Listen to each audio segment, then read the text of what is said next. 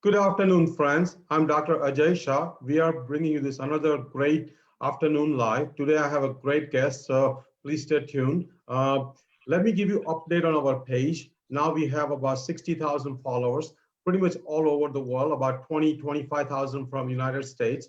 We have expanded into different pillars, more than just the 6 pillars, which we'll be talking today. We are also now doing live demonstration of healthy cooking recipes and videos. And my wife is taking a big lead on that. So please stay tuned for that also. We're also getting busier on YouTube. So please reach out to our YouTube channel, Healthy Living with Dr. Aajay Shah. We are actually now bringing various guests over last 6 months who are consistently repeating the 6 pillars of healthy lifestyle. And I always have believed that consistency and repeat their message is the way to learn and is the way to change our habits. And obviously, we are bringing another great guest today who actually sees the end result of unhealthy lifestyle. So that physician is a good friend. She's in our group of lifestyle physicians, and she has agreed to come today to teach us what to do not to become actually her patient. And that's Dr. Simran Malhotra. Welcome, Dr. Malhotra. Thanks for having me. So where do you live and what type of medical specialist you are? Yeah, so after med school, I moved to Maryland in 2012 to pursue my internal medicine residency. I've been here since then. I met my husband, we got married, and then I went to Hopkins to do a 1-year fellowship in hospice and palliative care in 2016. So for over the last 4 years, we had our 2 children, and I've been practicing as an inpatient palliative care physician. So what that means is I work in a hospital. I'm part of an interdisciplinary team, and I see patients with serious illness. I help patients and families understand their disease state. I help them with complex medical decision making, so helping them determine if a certain treatment or surgery or something or the other is right for them. And then I help with uncontrolled symptoms, and most importantly, help them kind of address the overall goals of care and their priorities in life. Wow. So tell us this palliative care and hospice care. What kind of patients do you see, and what kind of disease states they start with and they end up with your care? Yeah, I mean, that's a good question. I think most people, when they think of palliative care and hospice, they think I only see older patients. But I think in truth, my average patient is probably in their 50s. But I've taken care of a lot of younger patients in their 30s and 40s with at the end of life as well. I think, unfortunately, particularly in America, people are diagnosed with chronic illness at a much younger age. And so they spend most of their lives kind of in and out of doctors' offices, hospitals, on medications and getting, different procedures. And so I think the truth is that in this country, people may live into their 70s on average, but they don't live well with a good quality of life. Because of the burden of their chronic illnesses. And of course, like someone that, thinks a lot about quality of life on a daily basis, I think quality of life is something that's different to everybody and what it means. But if you ask kind of most people what it means, it's really, being able to physically care for themselves, being able to enjoy their hobbies, not having chronic pain or other symptoms, and being able to enjoy time with their friends and family. And so it's not uncommon for most of my patients to have 2 or 3 chronic illnesses. And I think the statistic in America is that more than 50% of Americans have at least one chronic disease. But I take care of people with all sorts of advanced illness, whether it's kidney disease, heart disease, liver disease, cancer. I mean, I take care of kind of all sorts of patients. Yeah, I agree with you. I think even in my own cardiology practice, when I see a 65-year-old Medicare population, many of them have, like you said, 3 or 4 chronic problems. Some of them are on 5 to 7 medications. And even though, they are not on palliative care yet, I feel like the life is almost like on a palliative care because they are not enjoying the life. Like you said, they are in and out of the hospital, in and out of doctor's offices. They're in and out of doctors' offices, and they are truly not enjoying. I think they have given up pretty much on all their hobbies and all their fun activities. They are pretty much homebound, and to me, they are just as equal to being on a palliative care. So let me ask you: when it comes down to palliative care, how does patients get referred to you? And typically, all these patients are some of them are inpatient, obviously, but some of them are a nursing home, some of them are in their own house. So how does your role fit in terms of taking care of everybody who's in palliative care? So I'm an inpatient physician. There's not a lot of outpatient palliative care in the US. Most of it, the outpatient part of it is mostly in the bigger academic institutions. So I'm in a smaller community hospital, so we don't have outpatient palliative care. Just family. Which makes it difficult because as an inpatient provider, I see patients really when they come in super, super sick. And most of the time, even now, palliative care and hospice are considered synonymous. So a palliative care physician really is able to see any patient that is diagnosed with a serious illness who's still getting life-prolonging treatment. And hospice care is really for people who are at the very end of life, usually in the last months. But within the medical community, within the general population, hospice and palliative care are very synonymous. So by the time, like you said, by the time I see these patients, most of them are bedbound, they're frail, they're fatigued, they don't have much of an appetite. So really, we're talking about goals of care and end of life care by the time I see them right now. Yeah. No, I think we definitely need to learn about hospice and palliative care. Like we talked earlier, I think if we know the end result of unhealthy lifestyle and work backwards to see how we don't get there, that might be easier solution than going forward. I think sometimes solving a problem going backwards may be easier. So I think we need people like you. And actually that brings my next question, that now that you have seen the end result, you have seen the unfortunate, tragic results of unhealthy lifestyle. And now you yourself are looking, going backwards and becoming a lifestyle physician. So I heard that you are trying to certify into lifestyle medicine. So please tell us, what are your goals and what do you see when you become a lifestyle physician? Yeah, so over the past few years, as I was caring for these seriously ill patients, I started to feel that despite our aggressive approach, all the medications we have, all the interventions we have, patients still continue to suffer with a suboptimal quality of life. They're in and out of the hospital. And so because of that, and, personally, I'll take it back a notch before I tell you how I got to lifestyle medicine. When I was 13 years old. My mom was actually 33 at the time, and she was diagnosed with breast cancer. And so pretty much at that point is when I decided I was going to pursue a career in medicine. And so she shaped a lot of what my life looks like today, because her and I actually also share a genetic mutation called BRCA1, which increases your lifetime risk of breast and ovarian cancer. So she was first diagnosed when she was 33. Then she was 15 years cancer-free and then diagnosed again for the second time in 2017. So 3 years ago when she was 49 years old. And luckily, because she was getting her screening and everything, it was caught early and she had surgery. But after finding out about my genetic mutation, I was 25 at the time.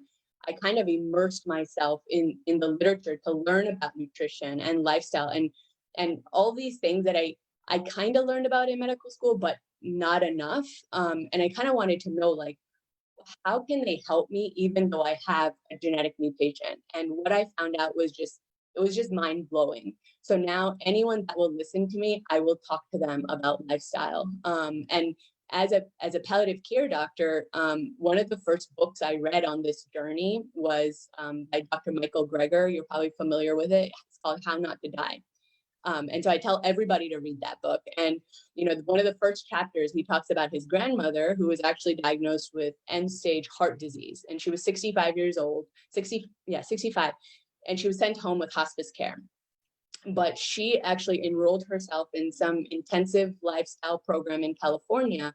She ended up reversing her heart disease, and she lived another 30 years. So she died like at 94, 95 years old. And so as a palliative care doctor who sees these patients who are at the end of life almost every single day, that was just mind-blowing to me, right? And then I started to learn about kind of epigenetics and discovering how a certain healthy lifestyle habits can affect gene expression, and kind of looked at the work of Dr. Dean Ornish, who showed, that these lifestyle habits can turn on or off genes. And so that was very important to me. And then eventually I kind of found my way to veganism as a way of life. And that's how we're raising our children. And so I kind of now am on this path to figuring out how I can merge kind of my own personal family history with my genetic mutation, with my love for medicine and my passion for palliative care, lifestyle medicine, and culinary medicine, how I can merge the three of them to kind of create the biggest impact on my patients with serious illness, to improve their quality of life, to maybe even provide some longevity. So that's kind of, I'm on that journey now.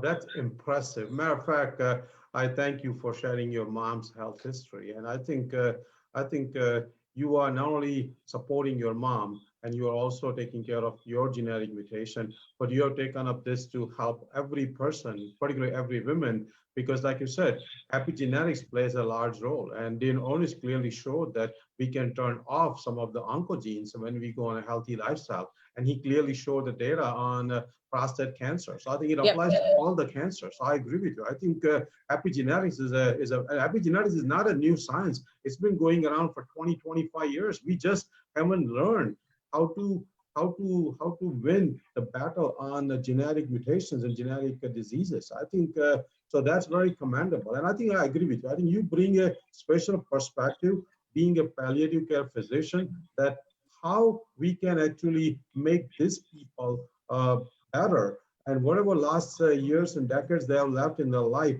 how can they enjoy more life? How can they reverse some of the disease? And obviously, in the long run, that will also teach us how to keep the people who are healthy right now healthy longer. So I agree. I think so. Let me ask you the next question. We all know the most important pillar in healthy lifestyle is healthy eating. What are your views on healthy eating, being a vegan yourself, your kids being vegan? What kind of eating habits do you promote? Yeah, I mean, I think to me, it's pretty alarming that the leading cause of death in America, things like heart disease, diabetes, cancer, are mostly related to lifestyle habits. And of those lifestyle habits, a suboptimal diet is the #1 risk factor for dying of chronic disease. And so I think the food that we put in our body has the ability to influence our hormone levels, our inflammation, our cellular function, free radical production. These are all things that are either going to promote disease or they're going to fight it. So I think, though, having said that, what I struggle with is that even though we know those things as physicians, we often allow our patients to blame their chronic illnesses on their genes or on their fate, which, when in reality, we know that 80% of chronic diseases, including a lot of cancers, are preventable with a healthy lifestyle. And so I think even when patients are diagnosed with a serious illness, most of us, and by most of us, I mean the care providers, we don't have the knowledge to empower our patients with the appropriate lifestyle change. So I think for most chronic diseases, the first step in management is always lifestyle change. but we don't know what that means. So when I was a resident and I was doing primary care, so I think we lost Dr. Shah. Maybe I'll continue talking.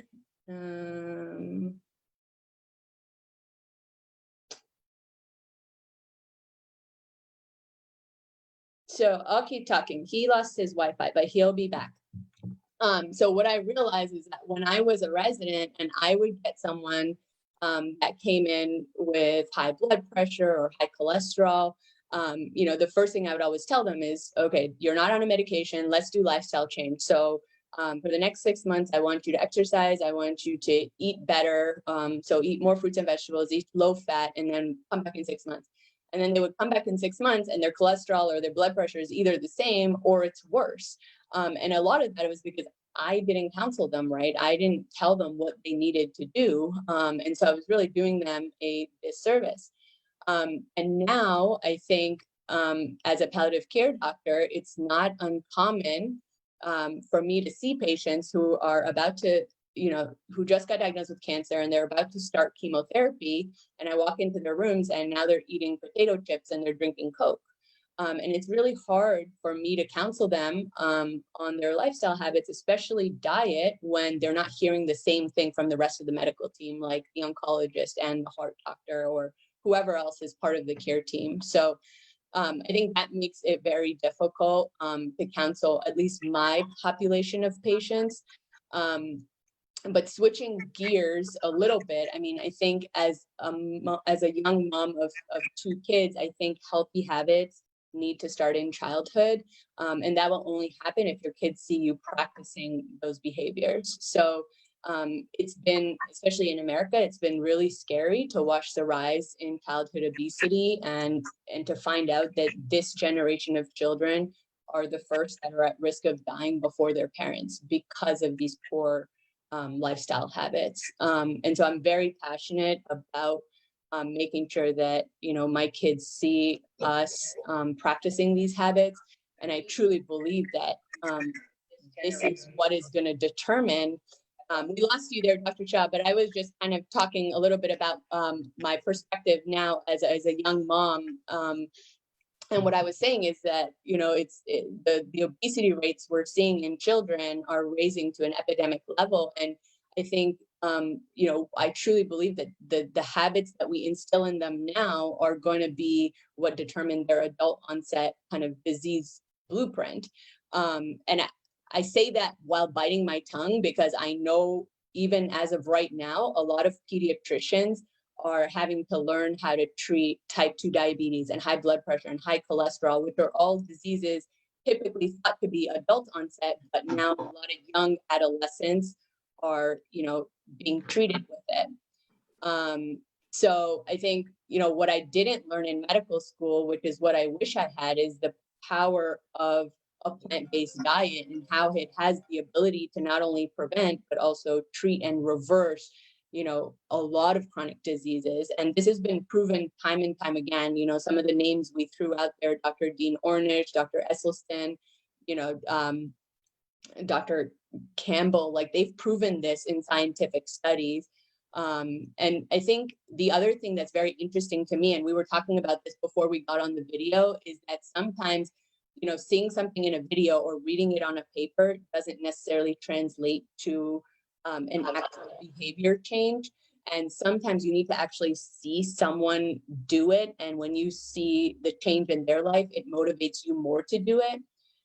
And so that's where I think, it's good that we have the science to show us that these things work, but I don't think we necessarily need the science to prove it when we have populations in the world that live this reality every single day, this lifestyle every single day. And what I'm referring to are all the people that live in the blue zones.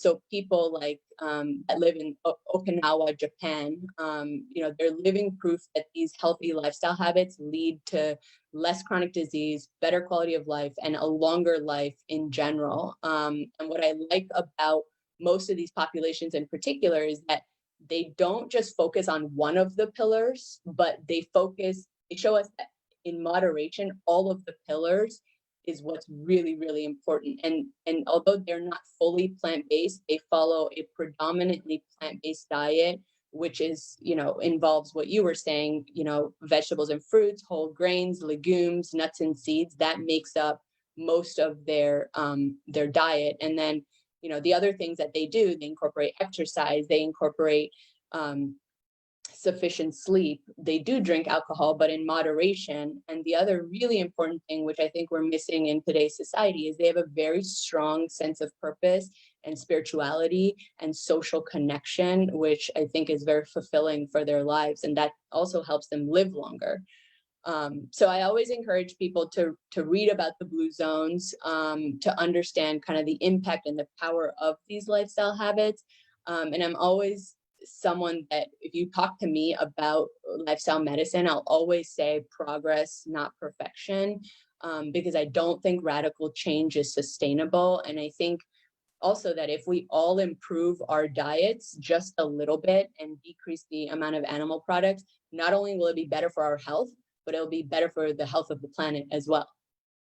No, those are excellent point. Sorry, I kind of missed my Wi-Fi. I was sitting in our sunroom and Wi-Fi got disconnected. So sorry for that. But I agree with you. I think all those pillars they actually go in almost like in a concert, and they exponentially increase the value of each other. And sometimes we feel like it's difficult to live those pillars in America, being in a fast-paced society. But actually, there are populations in America who live just like a blue zone in Okinawa. I mean, we have a Seventh-day Adventist from Loma Linda. I mean, they live 10 years longer.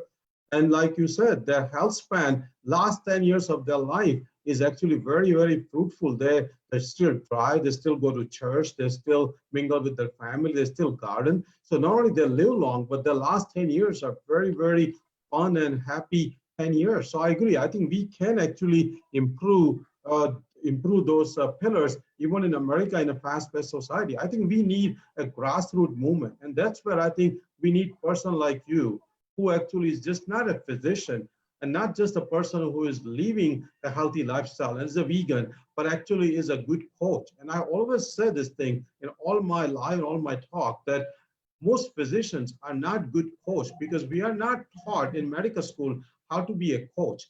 And fortunately, in lifestyle medicine board review exam and also taking lifestyle review courses, coaching is emphasized so much strongly.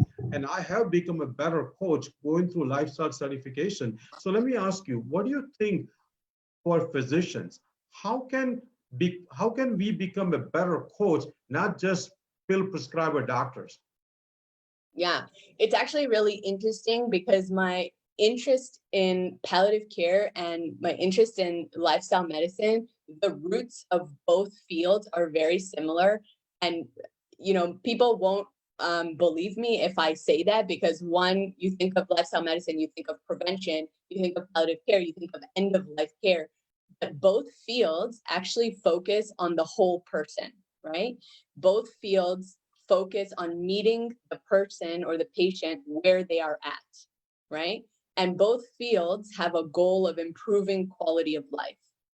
And so I think, and I can give this advice as a palliative care doctor to other physicians, but also as someone, I'm not a lifestyle medicine doctor yet, I'm going to take my boards in November, but as someone who is an advocate, I think it's so important for us to figure out why people do what they do and what their motivation is to get better. Because once you know their why, what is their why? Once you know that, you can empower them to make those changes. But if you don't, like, for example, a lot of people will come into the hospital and they won't take their medication, and without the resident figuring out why they can't take their medication, can they not afford it? Can they not get to the pharmacy? Can they not, there's 100 reasons why. They just put on the chart non-compliant. So if we write off the patient without even figuring out why something is happening, then we're never going to help them get better. So I think whether it's lifestyle medicine or palliative care, you always have to start with an open-ended approach, right? So always ask the patient, okay, tell me more. Tell me what you're hoping for. Tell me what you're worried about. What is your motivation? And then from there, as they answer those questions and you get to know them a little bit better, you'll help them with that behavior change to get to their end goal. Whether it's diet, whether it's talking about end of life, it doesn't really matter, because like you said, it's about that coach hat that we're wearing and getting them to that end result. No, I think you made some excellent point. I think as a physician, we are so quick in just either labeling something or just quickly prescribing a medicine or quickly doing a procedure. We are not actually going to the roots. And that's where I think some of these lifestyle pillars and combining East and West goes in. I think in Indian philosophy, even Chinese philosophy, it's always been recommended that we go to the root of the problem. And I think that's where this asking a patient or a person or a family member or a friend, asking a question, why is so important. Many physicians don't even ask why. They just automatically assume that this is like something just inevitable to happen, and just take care of whatever the problem is instead of going to the why it has happened. So I think I agree with you. And that's like the number one thing when I listen. I mean, I sit with patients and families for hours at a time sometimes, and the number one thing that they will always complain of is lack of communication. So I think the biggest advice from that standpoint is listen more and talk less. Listen more and talk less. I think that applies to every aspect of life, including at home. So yeah. So let me ask you another question. We have about 1,000 or 1,200 lifestyle physicians in America. But I think at the same time, like for example, in my town, there are only 2 lifestyle physicians. We have like 1,000 physicians in my town. So what do you see where the lifestyle medicine is going? Do you think as an internist or as even a specialist, there is a benefit of being certified into lifestyle medicine? Yeah, I mean, absolutely. I think because the science is, and it's so funny because I'm going to bring it back to palliative care again. I say the same thing about palliative care as I do for lifestyle medicine. No matter what field of medicine you're in, it would benefit you to get certified in either one. And you don't necessarily have to take a board exam, but at least learn more about these fields. There's a lot of free CMEs and a lot of free courses online that you can take. But when it comes to palliative care, us, all physicians, we all have to talk about disease state. We all have to talk to our patients, and eventually we're all going to die, right? So it's very important to help patients with the long-term goals and advanced care planning. But at the same time, with lifestyle medicine and the science, again, it has proven this time and time again that regardless of what chronic illness you have, whether it's heart disease, whether it's cancer, whether it's liver disease or kidney disease, and no matter which part of, if you're still in the prevention phase versus if you're actively treating someone with those diseases, these healthy lifestyle interventions have clearly shown to not only prevent these diseases, but then also help in treatment and reversal of these diseases. And so I think regardless of which type of physician you are, I think lifestyle medicine will not only provide huge benefit for your patients, but I think in a sense, and this is for me, what I feel is that it's going to decrease physician burnout. Because part of the reason that we are also burnt out is because our patients keep coming to us time and time again, and we keep increasing the dose, add a new medication, but they're still getting worse and worse and worse. And that, as a doctor, we all go into medicine to help people get better, to feel good. But I feel like with this epidemic of chronic illness, our patients are only steadily getting worse with time. And that's causing a lot of compassion fatigue and a lot of physician burnout. And so I think we need to really get to the root of the disease and not focus as much on the medical technology, the medications. We need to get to root causes. And with the root cause, I think if we can reverse that, I think it'll make us feel better and it'll make our patients feel better. No, I think I agree completely. I think you said it very right way. When I was cardiologist, I was almost ready to be burned out, and this lifestyle medicine has almost infused my own energy, my own way of like when I sit down now with a patient and spend 10-15 minutes talking about nutrition, I almost become like their friend, and I think that actually has helped me myself to stay fresh, whenever I wrote those medication after medications, there was no friendship. So I think lifestyle medicine actually makes you a better friend of a patient, because now you are talking about relationship, you are talking about sleep, you're talking about activity. I mean, I think as a physician, you will have a less chance. Plus, to be honest with you, I enjoy practicing medicine as a lifestyle physician a lot more than cardiologist. And I wrote in our lifestyle group that we are actually, as a lifestyle physicians, we are actually having more fun than even neurosurgeons and heart surgeons. I mean, those people, they feel like they are the hardest field, but lifestyle medicine one day will be the hardest field among all the specialties, because that's where you actually not only make impact in people, but also you become their friend. So I think I agree with you. I think the other piece of that is also that if you look at physician health and well-being, physicians are probably some of the worst patients and the worst in terms of following a good lifestyle. And, I say the same thing about my kids, like they're going to do what I do. They're not going to do what I tell them to do, but they're going to do what I do. And so the same thing holds true for our patients. If they see us looking healthy and looking fit and looking relaxed and happy, then they're more likely to take our advice that we're giving them for lifestyle.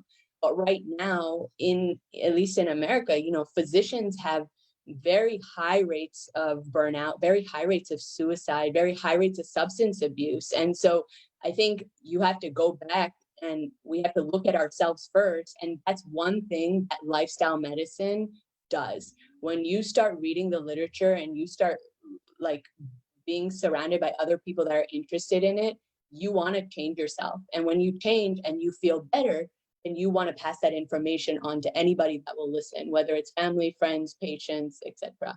And that's what I've figured out from my own experience. No, I think that's an excellent point. I agree with you. I think since I've got an interest in lifestyle medicine, my own health has improved. And there are certain behavior which I never thought of doing it, like eating a fermented food every day has become a routine for me now. Eating sprouts, taking my B12, taking flaxseed. So knowledge definitely not only is good for our patients, but for ourselves, for our family. Even at some of the parties when we talk about it, people are asking me about various things to stay healthy instead of just getting medication. So I think it helps us, it helps our immediate family, it helps our friends, and then obviously it always is going to help our patients. So let's quickly cover some of the other pillars of healthy lifestyle. When it comes to sleep, what are your views on sleep?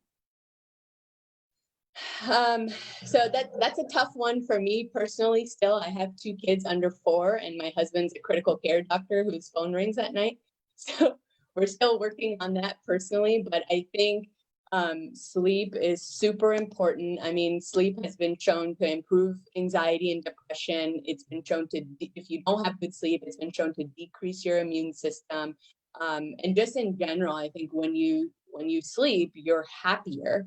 And so I think one of the thing that is a plague right now in our society is, we're surrounded by constantly being on the go, constantly looking at screen. And so there's no downtime. And again, I'm definitely not saying I'm perfect at this, because if my husband's listening, he's going to laugh.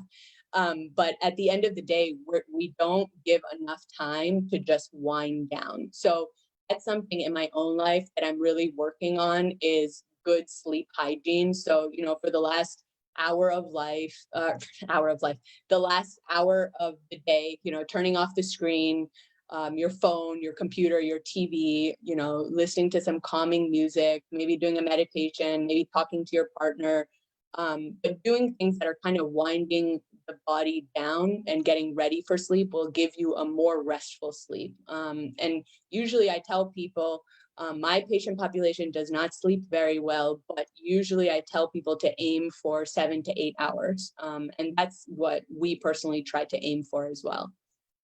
Yeah, I think I agree. Sleep is an important pillar. And I think our lifestyle medicine society college is very, very clever, because it has put equal emphasis on all the pillars. People who don't sleep well, they have higher chance of prediabetes, diabetes, even certain cancers. Even our microbiome change when we don't sleep well. There are more accidents. So I think sleep definitely, and 7 to 8 hours. And I always recommend that try to have some kind of device to see how your sleep is. I always wear a Fitbit. I've been wearing it for 3 years. I only time take it off is when I'm charging for 20 minutes in my car. Otherwise, it's always on. So my Is it sleep is accurate? I think it's fairly accurate because sometimes, like if I wake up at 4 o'clock in the morning and then don't go back to sleep until 6, it measures as a sleep, but at least I was totally almost like a semi-sleep, or I was at least in some kind of light sleep or meditative state. But I agree with you. It's not very accurate, but as a trend, I think it's pretty accurate. So I take it as a trend. And plus, many times when I've gotten late sleep, like midnight or 1 o'clock, it does pick it up that I went to sleep. One time I took even 2 hour nap in the afternoon, and Fitbit picked up that I took a nap 2 hour after. So I think it's fairly accurate. My next question to you is, when it comes down to a healthy lifestyle, physical activity is an equally important pillar. And we learn from many of our guests that we don't need that much physical activity to be healthy and to live long. Matter of fact, it's only 150 minutes per week. So that's about 20 minutes per day. So please tell us your views on physical activity. Yeah, I mean, I think again, it comes down to at least my patient population and the people that I relate to. Most of them are young parents with young children, and everyone's just really busy. So those are the people in my social circle, and in my patient population, most of them are just too sick and too frail to get, physically active. But in general, my views on physical activity are get in as much as you can whenever you can. I think when you think about it too much, just like anything in life, like, okay, I have to go to the gym, I have to work out for 1 hour, I have to do this, it becomes more of a chore and more of a task, and then you don't enjoy it. So one of the things that we've been doing is, we will do like a 15-minute HIIT cardio session in the morning, and then another 15 minutes in the evening. 15 minutes goes by like that, but you get your heart rate going, you get the exercise you need. And the other thing is, I tell my friends, get your kids involved. So we'll do a group, thing on the TV where she's doing the exercises, and my 3.5-year-old, in fact, we did it today, and she was doing squats with us, and she was doing, push-ups, she was doing everything. So again, if they see you do it, they're going to do it. So I think in whatever time you have, whatever movement you can get in is what's important. It's not like you have to do a 1 hour class, you have to do this. Like whatever you can do, whenever you can do it, is the best way to incorporate more movement. And there's no doubt, like you said, more exercise, more moving your body decreases chronic illness, but it also makes you happier. It gives you more energy. And you think you're tired, but afterwards you feel so refreshed. Your body feels good. So I think that's what's important, is just do what you can when you can do it, right? But I have a watch, and I think some of these motivators are very helpful, like you said. So on the iWatch, you have the rings, and every time you close a ring, it gives you, it makes you feel good, or it sends you messages saying, okay, you just have a little bit more to go. So those sorts of things are good. To have accountability partners is good. I have a friend who's very much into moving as well. So if she does her exercise for the day, it motivates me to do it. My mom makes sure she walks more than 7,000 steps a day. And every time she does it, she feels so good. That makes me want to do it. So everyone you surround yourself with, if they're doing the same things, it's going to make you want to do it. So that's important too. Yeah, I think I agree. I think when it comes down to physical activity, our college did not call it exercise, because physical activity means, cleaning your house, vacuuming, gardening, mowing your yard, shoveling the snow. And in blue zones, actually, people don't go to gym. In blue zone, people are active every hour. They walk, they go to grocery shopping, walking, they go to friends' house, walking, they are gardening, they're doing housework, and they live up to 100. So I agree. We don't have to go to gym. We don't have to lift heavy weights, just moving. Plus moving every hour is also very important. I mean, sitting is new smoking. We have to move every hour. And even I make a case now that no matter how busy I am in between patients, if I have 5 minutes, I go for a quick walk in the hallways. I catch up my steps, a lot of my steps, even at work. So moving every hour, even if you are a computer programmer, or if you are a person who sits at the desk every day, just move 5 minutes every hour. So I think I actually got a standing desk. because now I'm doing mostly telemedicine. So I actually got a standing desk. I'm not at the point of Dr. Greger. He does all of his talks on a treadmill. I'm not there yet. But yeah, like just the little things, right? Get a standing desk, park your car farther in the parking lot. While you're cooking, you could do some bicep curls with some cans. I mean, there's so many ways to incorporate movement. You don't have to think hard about it. No, I think what I'm learning from you that this 6 pillars needs to be discussed more across the society. We need to keep hammering this message to more and more people every day, not just our patients, but more YouTube videos, more of this Facebook lives. And I think once we get into this mindset that we need to do this 6 pillars as a lifestyle, as like every moment we have to think about it. And like you said, when it comes to physical activity, just doing any kind of movement is adequate. We don't need to really go to gym every day. And this COVID-19 has taught us, many of us, that we can be home and still be physically active. So that brings my next question. That next pillar is a very important pillar, and that important pillar is substance abuse and alcohol. What are your views on that? I mean, I used to be someone that used to enjoy drinking wine and things like that when I was younger. And then when I was 25, I found out about my genetic mutation.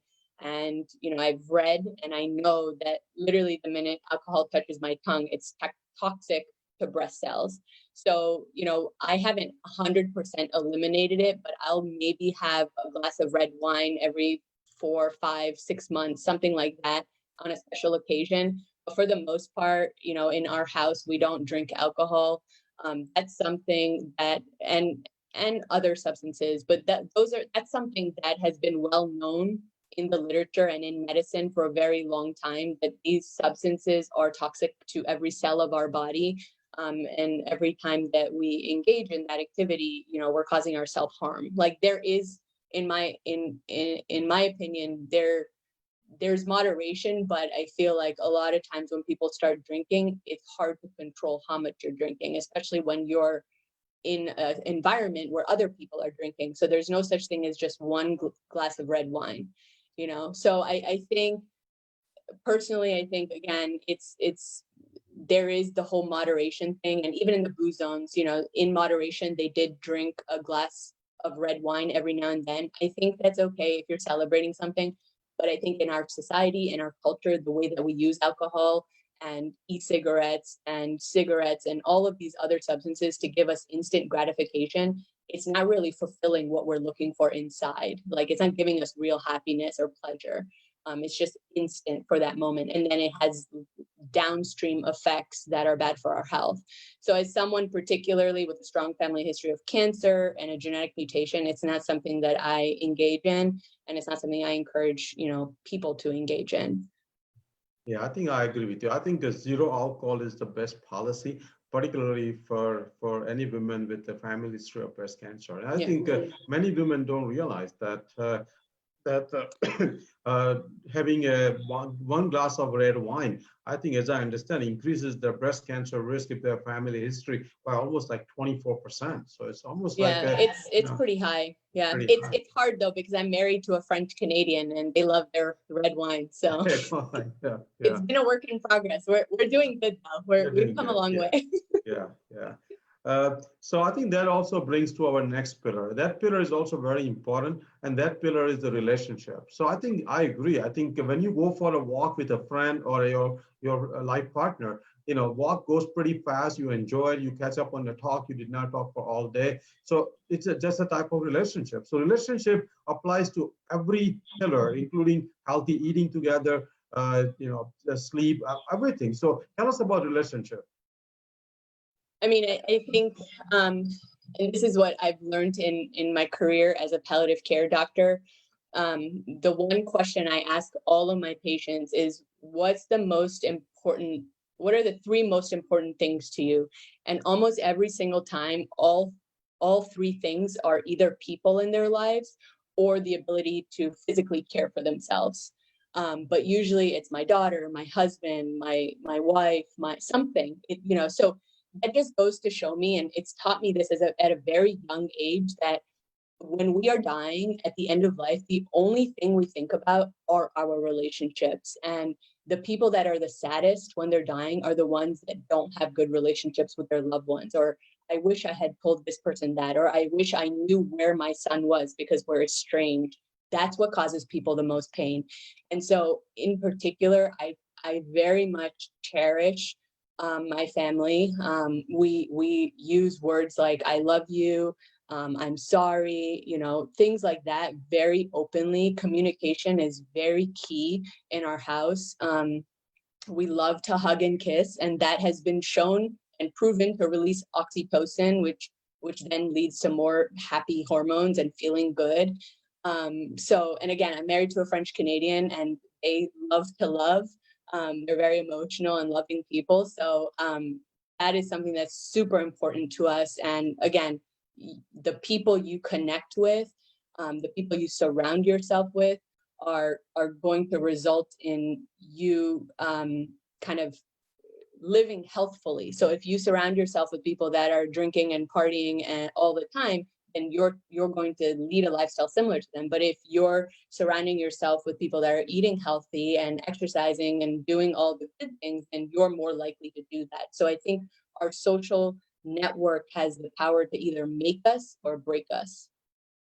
No, I think that's a beautiful, excellent way of describing relationship. And I think I agree with you. I think people, last few years of life, they actually crave for relationship. They crave for, spouse or kids or somebody talking to them and spending time with them. And I think they are not craving for physical, material luxuries or anything like that. They are craving for relationship. So, and at the same time, I think having a healthy relationship and having the people and friends and family in life who are actually health oriented is very important, because if you're going to have a company of people who drink and not exercise and always having this risky behavior, you probably will become one of them one day. And I think that's where I think some discrimination and some learning from people like you comes in. And that's where I think doctor's role also comes in. And as a lifestyle physician, we have kind of a unique position to talk to all our patients about relationship. I've never,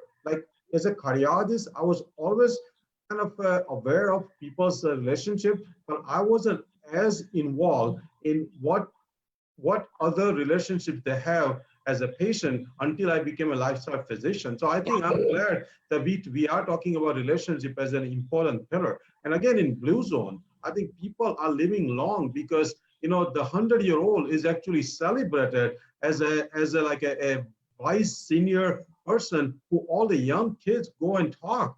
In America, 100 years means like nobody wants to talk to you. Nobody, they portray you in pictures and cartoons in society as if like you are a useless person. So we need to change the image of elderly people also to provide them a better relationship.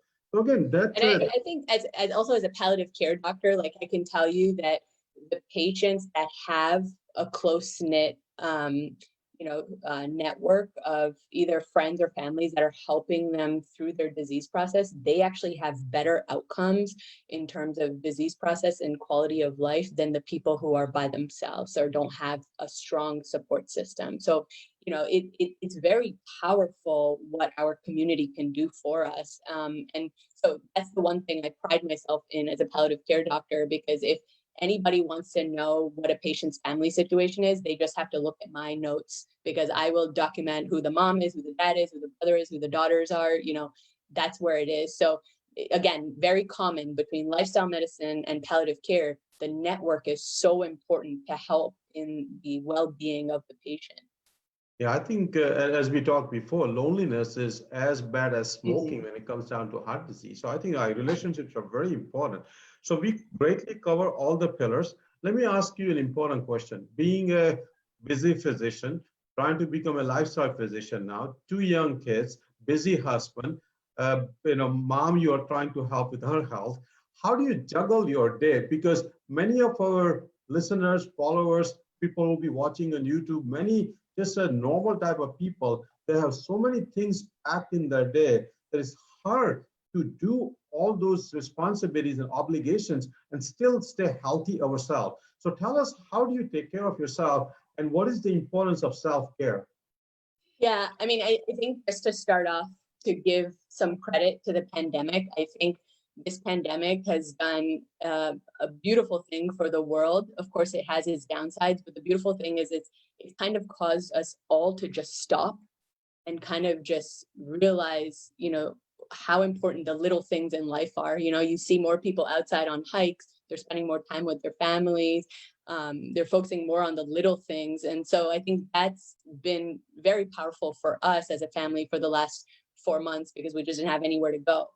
But having said that, up until January of this year, I was working full time. As I said, my husband's a critical care doctor, so he pretty much works 14 days in a row and 2 days off. So he has a very demanding schedule. And so between him working full time and me working full time, it wasn't working very well for our family.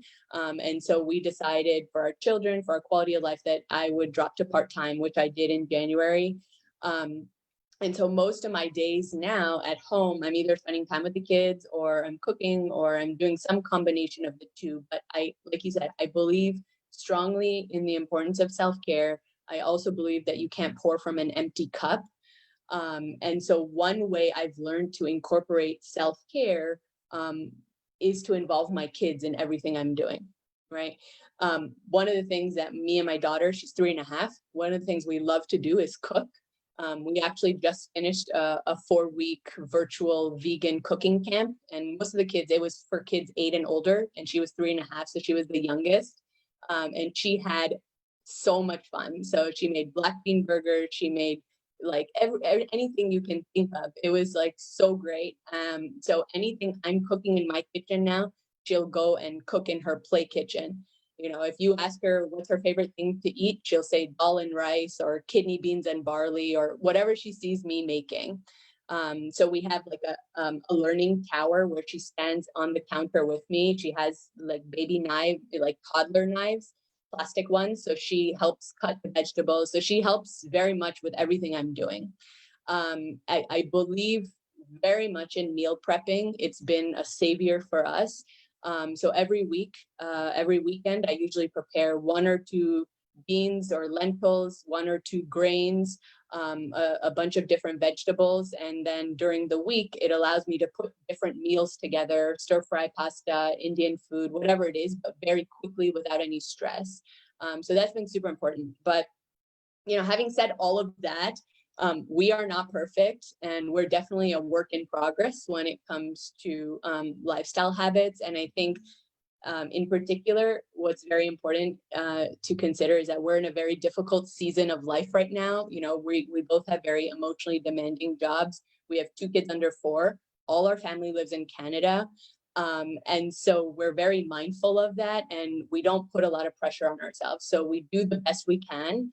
And that's so important, I think, to give yourself grace and to just do the best you can in the situation you're in. And I think that's so important with the pandemic right now, because a lot of parents are working from home, they're parenting, they're homeschooling. And I think you just have to say, like, I am doing the best I can in the situation I'm in right now.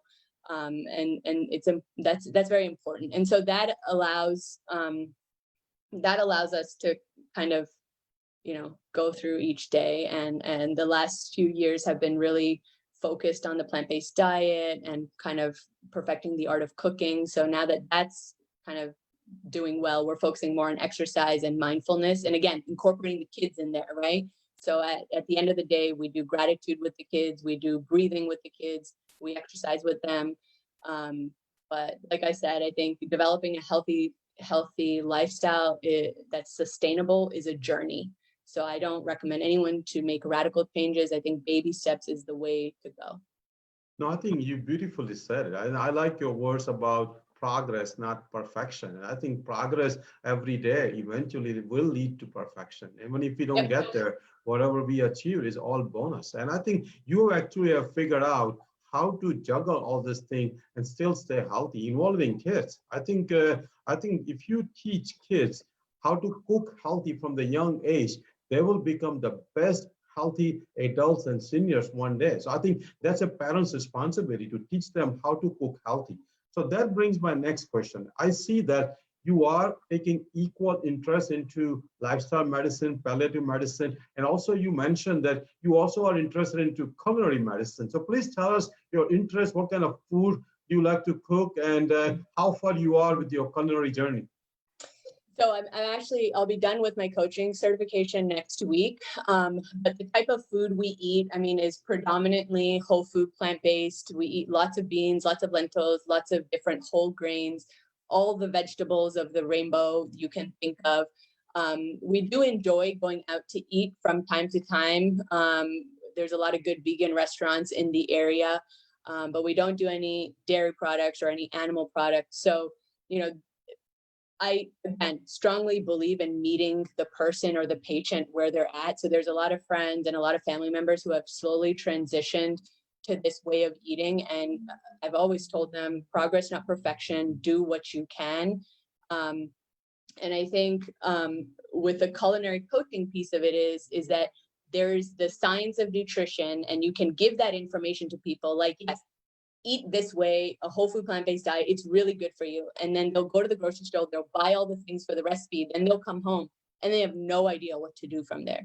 So once I learned that, I'm like, okay, I need to teach the evidence of why it's important, but then I also want to show them how to do it. So that's where my interest for culinary medicine, and I love to cook already, it's in my genes, you know, my mom loves to cook, so she passed it down to me. So now I'm hoping to use kind of both the nutrition evidence, but also the culinary coaching skills to help people enjoy home cooking more, because home cooking has been linked to better health. So that's kind of what I'm hoping to do. No, I think I agree with you. Actually, it's kind of interesting that I've been doing this thing for 6 months, very hard, 4 or 5 lives a week. And but most of our life, when it comes down to health education, gets anywhere from 500 to 3,000 views.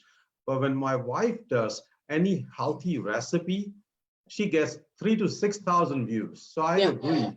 People and patients are hungry to teach them how to make a healthy dish. They're obviously hungry for knowledge about health, but they're also more hungry for how to cook the healthy food at home. So I think a person like you who can combine the knowledge of lifestyle medicine, being a physician, who also can be a culinary coach, not only will be a success, but will be like a boon to our society that you can bring this thing. And I wish more physicians also take interest, both male and female, take interest. And I know some of our physicians in our group are doing this culinary course, and one day, hopefully, I'll take up on it. So let me ask you a final question. What is your final message to all our followers, all our listeners, and everybody on YouTube? That what do you recommend people to start tomorrow if they want to be healthy? I mean, I think a few things. So I wear a few different hats. So I'll share a few different points. I think as a palliative care doctor, I wouldn't be one if I didn't mention the importance of advanced care planning and advanced directives. I think COVID has just shown us how important it is for everyone to have an advanced directive. And so I encourage everyone to do that, because no one is promised tomorrow, right? None of us know what tomorrow is going to look like. So it's very important to document those wishes. And I think as a young mom to other young parents, my advice would be to involve your kids in everything you do. If they see you do it, then they're more likely to do it. And I can tell you from my own experience that it tends to work better than if you just tell them to do something. So if you want them to eat broccoli, they have to see you eat the broccoli, right? So I think that's really important. And then I think, from a personal standpoint, there's an expression that says genes load the gun, but your lifestyle pulls the trigger, right? So I think as someone who is a genetic mutation carrier, I'm very passionate about spreading awareness about genetic testing for people with a strong family history of cancer, especially in minority populations like ourselves. My mom, if she wasn't getting her annual screening the second time around, she would have ended up getting diagnosed much later in the disease process. So I think it's for people that have the genetic risk, it's extremely important to find out and get all the wonderful screening you can get.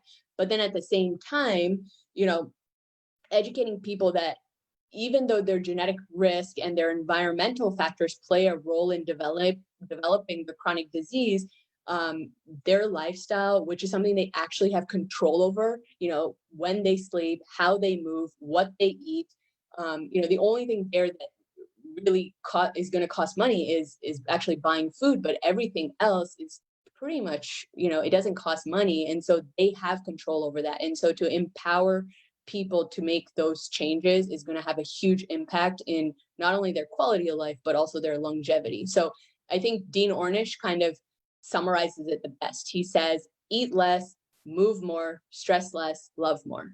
And that's really it. It's that simple. Wow, that's impressive way to conclude. So now again, I thank you for coming from your busy schedule. We are definitely bringing you back once you become certified in lifestyle medicine and start practicing some of it and bring your experience. And again, thanks to all followers and listeners. We are getting busier every day now. We have like 60,000 followers. So I sincerely request all of you to invite 25 friends once or twice a week to join our movement. We post 5-6 times a day about healthy living, about various aspects of becoming successful in life, parenting, and many other aspects. So please join our movement. I thank you, Dr. Malhotra, and we'll see you again. Thank you. Bye.